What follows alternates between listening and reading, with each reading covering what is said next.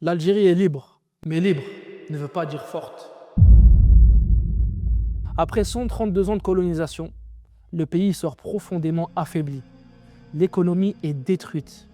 Pas parce que les Algériens manquaient de volonté, mais parce que toute l'économie coloniale était pensée pour servir une autre puissance. Pas pour faire fonctionner un État indépendant. En 1962, plus de 90% des ingénieurs présents avant l'indépendance quittent le territoire. Dans certains secteurs essentiels, comme la santé ou l'administration, il reste parfois moins de 10% de personnel nécessaire pour faire fonctionner un pays moderne. Le taux d'analphabétisme dépasse alors 90%. Cela signifie que 8 Algériens sur 10 ne savent ni lire ni écrire. Côté industrie maintenant, presque tout est à construire. Plus de 70% de l'activité industrielle était contrôlée par des intérêts coloniaux qui disparaissaient après l'indépendance. L'Algérie importe beaucoup, mais produit très peu. Elle dépend encore largement de l'extérieur pour survivre économiquement. Et surtout, l'État algérien est encore fragile. Les institutions sont jeunes. L'administration se construit en même temps que le pays. Les règles ne sont pas encore stabilisées, la guerre est finie, mais tout reste à bâtir. À ce moment précis de l'histoire, beaucoup de pays fraîchement indépendants s'effondrent. Non pas par manque de courage, mais par manque de vision, par manque de structure, par manque de direction. Et c'est là qu'un homme va imposer une idée simple, mais radicale. L'Algérie ne doit pas seulement être libre, elle doit être forte. Cet homme s'appelait Houari Boumedienne. Juste avant de commencer, je me présente rapidement. Je m'appelle Mehdi et comme beaucoup d'entre vous, j'ai grandi entre deux cultures. J'ai vu pendant des années des Franco-Algériens comprendre le Darija, mais ne jamais oser le parler. Et c'est exactement pour ça que j'ai créé Darija Mastery. Donc c'est né d'une idée qui est très simple. Nous, en fait, ce qu'on propose, ce n'est pas juste du contenu en plus, c'est une méthode claire, un écosystème qui est structuré, pensé pour te faire passer à l'oral.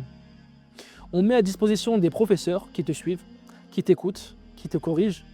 Et pour les femmes qui nous regardent, les cours sont séparés, jamais mélangés, avec des professeurs femmes pour apprendre sereinement, sans pression.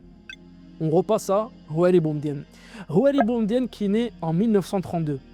Il naît dans une Algérie colonisée, dans un pays où l'injustice n'est pas une idée lointaine, mais une réalité quotidienne.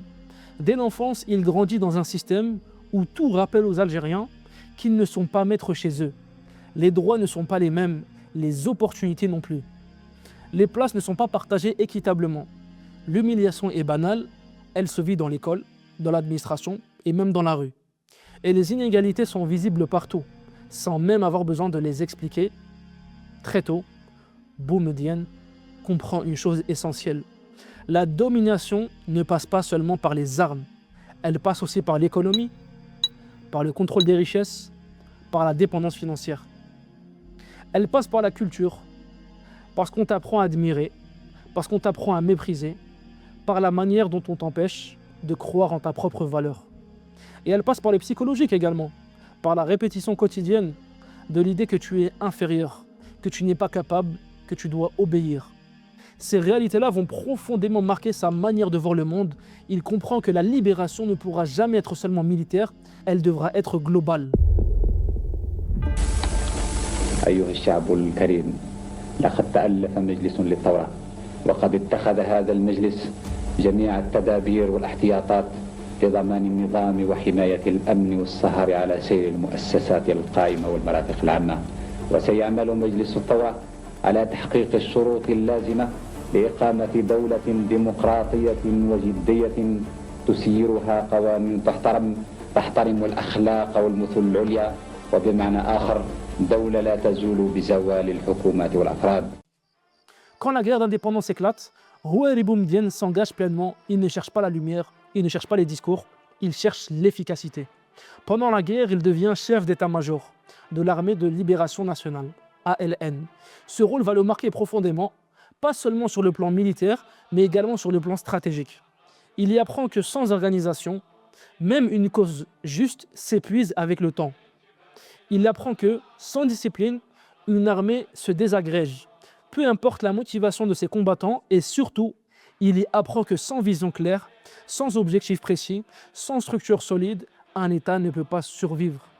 Ces leçons, Boumedienne ne les oubliera jamais. Elles vont façonner toutes ses décisions futures. Houari Boumedienne n'est pas un homme de discours, il ne cherche pas à séduire par les mots, il ne cherche pas à convaincre par l'émotion. Ce n'est pas un tribun, c'est un bâtisseur silencieux.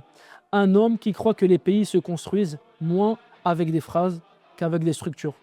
Et en 1965, Houari Boumedienne arrive au pouvoir. À ce moment-là, l'Algérie est indépendante. Depuis seulement 3 ans. Sur le papier, le pays est libre, bien évidemment. Mais dans les faits, il reste profondément fragile. Et surtout, il dépend encore énormément de la valeur extérieure. Les décisions économiques majeures ne sont pas totalement entre les mains de l'État algérien. Une partie des leviers essentiels échappe encore au pays. Les capitaux étrangers jouent un rôle central dans le fonctionnement de l'économie et beaucoup de structures qui organisent l'administration et la production sont directement héritées de la période coloniale. Autrement dit, l'indépendance existe, mais elle n'est pas encore complète. Boumedienne observe cette situation avec beaucoup de lucidité. Il comprend une chose essentielle. Si l'Algérie ne reprend pas rapidement le contrôle de ses choix, de son économie et de ses institutions, alors l'indépendance risque de rester symbolique. Pour lui, un État faible ne protège pas son peuple. Au contraire, il l'expose à l'instabilité, à la dépendance et à la perte progressive de sa souveraineté. C'est pour cela qu'immédiatement, il décide de renforcer l'État. Pas pour dominer la population, pas pour confisquer la liberté, mais pour éviter le chaos, pour protéger l'indépendance fraîchement acquise. Et pour donner au pays le temps et les moyens de se construire sur des bases solides, en 1971, Boumedienne prend une décision historique. L'Algérie reprend le contrôle de son pétrole et de son gaz. Avant cette date, l'État algérien ne maîtrise qu'une partie limitée des revenus issus de ses propres ressources. Après 1971, ces revenus deviennent alors la principale source de financement du développement national. Et ce n'est pas un symbole, c'est un acte de souveraineté économique. Boumedienne le dira clairement, nous ne sommes pas des mendiants, nous sommes les propriétaires de nos richesses. ثانياً قررنا تأميم الغاز الطبيعي الموجود في الصحراء. Grâce à cette décision, l'État algérien peut enfin financer ses priorités. Des milliers de kilomètres de routes, des écoles, des hôpitaux, des universités. Pour Boumedienne, la vraie richesse d'un pays ne se limite pas à ce qu'il extrait du sol. Elle se trouve dans son peuple. Entre la fin des années 60 et la fin des années 70, le nombre d'élèves et d'étudiants est multiplié plusieurs fois. Le nombre d'étudiants à l'université passe de quelques dizaines de milliers à plus de 100 000. Des milliers de jeunes Algériens sont envoyés se former à l'étranger, en Europe, dans le monde arabe, dans les pays de l'Est, pour revenir ensuite servir leur pays. En parallèle, Boumedienne lance de grands projets industriels. Il ne veut pas d'une Algérie qui importe tout, il veut une Algérie qui produit.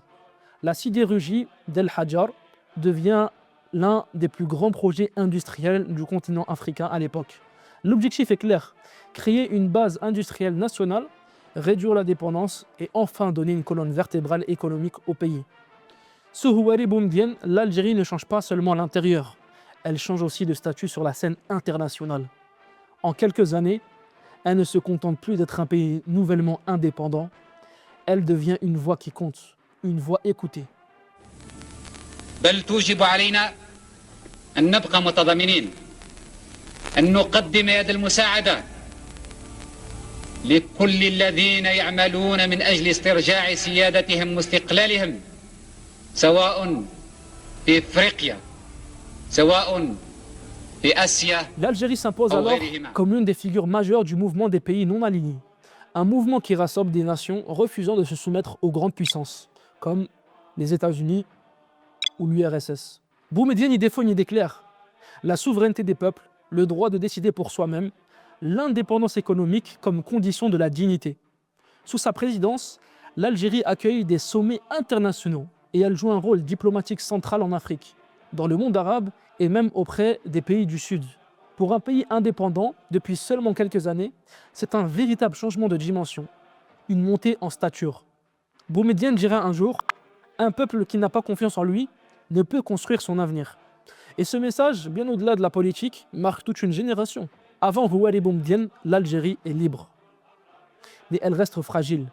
Fragile dans ses institutions, fragile dans son économie, fragile dans sa capacité à se projeter dans le temps. Le pays sort à peine de la guerre. Tout est encore à construire et l'équilibre reste précaire. Après Boumedienne, l'Algérie a une direction, une vision claire de ce qu'elle veut devenir, un État plus structuré, des bases posées pour durer. Bien évidemment, elle n'a pas tout réussi et elle n'a pas réglé tous les problèmes, mais il a posé des fondations solides. Et ce sont ces fondations qui expliquent pourquoi, encore aujourd'hui, son nom inspire le respect. Si cette histoire te touche, ce n'est pas de la nostalgie, c'est de l'identité. Tu viens d'un pays qui a voulu être debout et qui veut toujours l'être. Houari Boumedienne n'était pas parfait. Il n'a pas tout réussi, c'est un homme après tout. Il n'a pas répondu à tous les problèmes et il n'a jamais prétendu être un homme sans défaut. Mais il avait quelque chose que peu de dirigeants ont réellement. Il avait une vision. Pas une vision abstraite, pas un slogan, une vision claire d'une Algérie souveraine. Une Algérie capable de décider pour elle-même, une Algérie qui ne dépend pas des autres pour avancer. Une Algérie structurée, avec des institutions, avec une organisation, avec des bases solides pour durer dans le temps. Et surtout, une Algérie fière. Fière de son histoire, fière de son peuple, fière de sa capacité à se tenir debout sans demander la permission. Et cette vision, qu'on soit d'accord ou non avec tout ce qu'il a fait, a profondément changé le destin du pays. Parce qu'en réalité, elle a donné une direction. Connaître cette histoire, ce n'est pas vivre dans le passé. C'est comprendre, toi qui regardes cette vidéo, d'où tu viens. Et quand tu sais d'où tu viens, tu sais beaucoup mieux où tu vas.